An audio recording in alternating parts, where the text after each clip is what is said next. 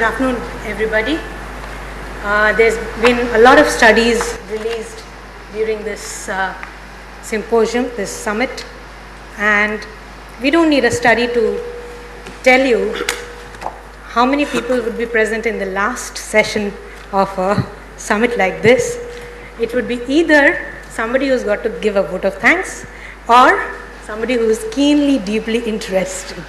So I would assume it's the latter, and I am happy and privileged to bring to you the first ever, this is for the first time in front of this august audience, that the results of the first ever Nature Index analysis for India are being unveiled. So the report is online already. It just went live a couple of hours back.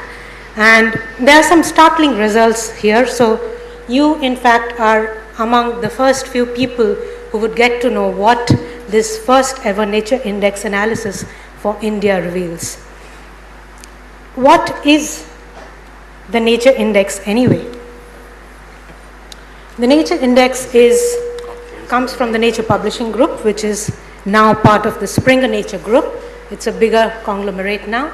And we bring to you the world's highest impact scientific and medical journals, and Nature Index is a global indicator of high quality research as it happens across 68 top-end journals in the world.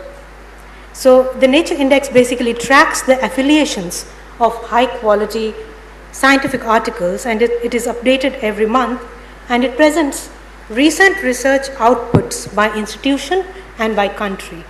So it's a database of author affiliation information collated from research articles published in 68 independently selected high quality research journals. It's freely accessible, that's the best part of Nature Index, with 12 months of rolling data. So you can pick up any last 12 months anytime of during the fact that we have it all the while on the website.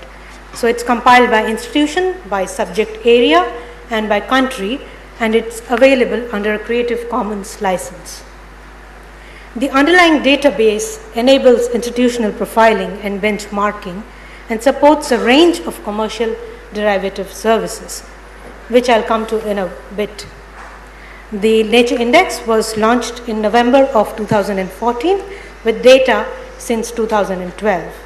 It uses 3 measures to track affiliation for individuals and institutes. One is the article count, so we count each article individually. There's the fractional count, wherein we give a fraction of each author or institute as they appear in the article, and the weighted fractional count, which is a modified way of looking at the fractional count. So that's the Nature Index and what it does. The first is the website, which is free. It's got 12 months of rolling data. The second is supplements that come out of that website, and they accompany Nature, our flagship journal. That's one of the annual compilation that you see on the screen. And of course, it has got data, it has got commentary, and it has got ranking. And the latest one that we are doing right now is country reports like these that you have in your kits, or you can collect it from outside. So this is the first India report that we have done, and the first India analysis that we have done. What are the highlights of this India Index report? The first and the most important is some reason to rejoice, and that's at number 13. India is among the top 15 countries globally that come across in Nature Index 2014.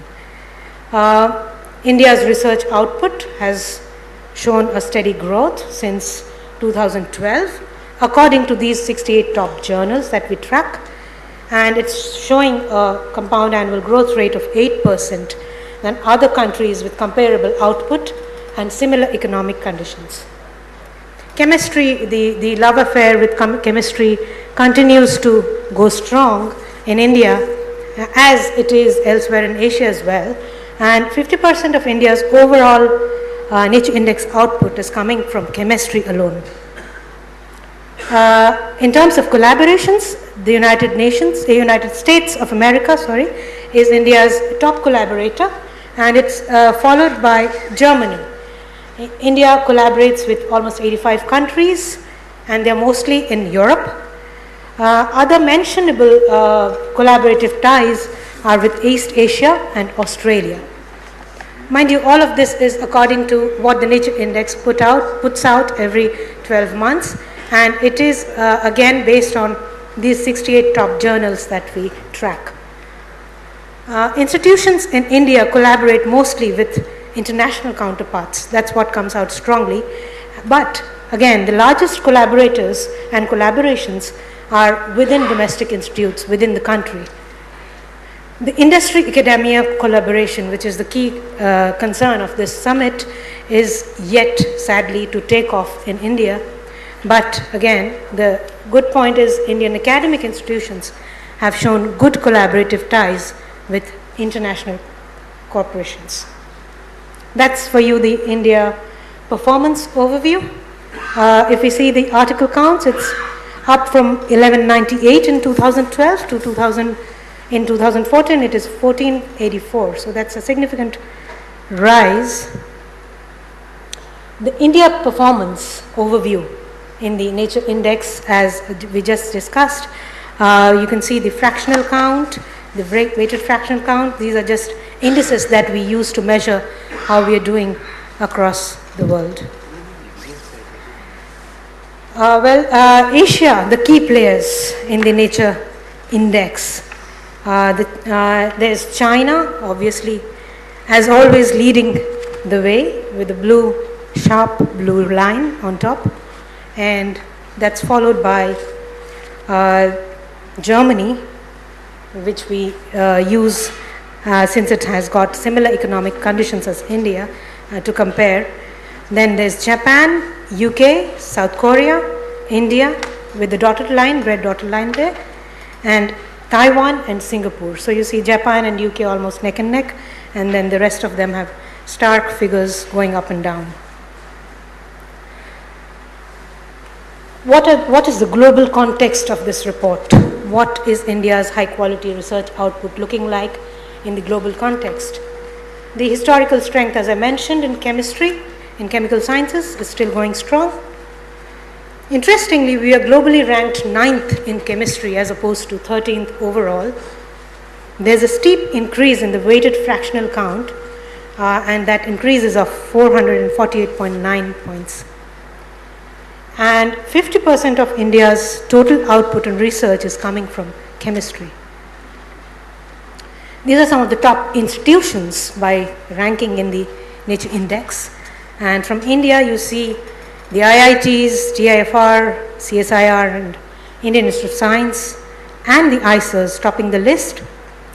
So the standalone institute that shines through is Indian Institute of Science, because the rest of them are conglomerates or more than one institutes taken together. So Indian Institute of Science at number 4 has a weighted fractional count of 93.72, and IITs, TIFR, CSIR, and ICERs are the top contenders there. We also have Saha Institute, Punjab University, Delhi University, BARC, and IACS on the top 10 list.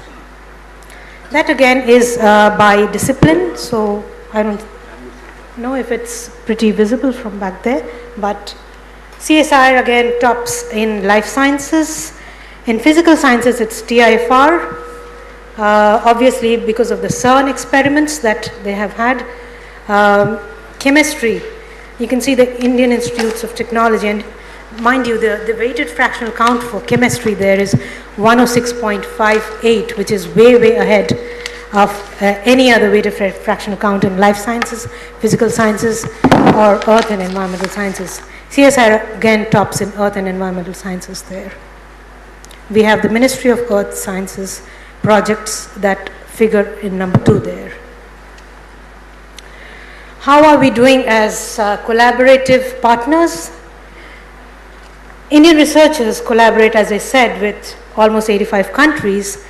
The high collaboration score of 180 is with US, which is way, way ahead of the next in line, that is Germany, at 80. Within the index, it shows that industry-academia collaboration is still something that we can talk about and talk about more. But Indian academic institutions have had some good collaborative ties with international corporations, partnering with international academic institutions as well. That is the domestic versus the international collaborations graph, wherein the darker shade is the international one and the lighter one is the domestic collaborations. So you can see how India is faring among the top 5. In Singapore, we see it's more than 50% of the international collaborations as opposed to domestic. In India, it's just about close to 50%, not touching the 50% mark yet of international collaborations, where domestic is taking more of the chunk of that pie. These are the top 10 collaborators. We have discussed this. USA with 28%, Germany 13%, and the rest UK, France, Japan, South Korea, Switzerland, Italy, Spain, and Australia coming in after that. How are we reaching out to the corporate collaborators? Indian Institute of Technology, Kanpur stands out at top, followed by GNCSR, Bangalore, with the University of Hyderabad making a decent enough presence there. So we have sort of almost tracked each and every institute that has a corporate collaborator, national, international, and there we can see IIT Kanpur at the top. That was taken with the weighted collaboration score, weighted fraction into account. How are we partnering with academic collaborators? The Serum Institute of India is showing great presence there with a weighted collaboration score of more than 8, somewhere between 8 and 10. So, and Dr. Reddy's laboratories. So these are the top 2. Tata Steel follows with less than 2%, 2 fraction collaboration in that weighted score. So that's our corporation status as far as how we collaborate with big corporations goes. How are we doing globally? We have discussed this, and for comprehensiveness, I would say for this analysis, Indian institutions were compared to foreign institutions based on their geography, their international reputation, and the comparative global ranks. IITs came in at 51st in the index, placing them quite close to top universities in the region, and that's remarkable because it comes very close to NTU, the Nanyang Technological University, and National University of Singapore, as it were.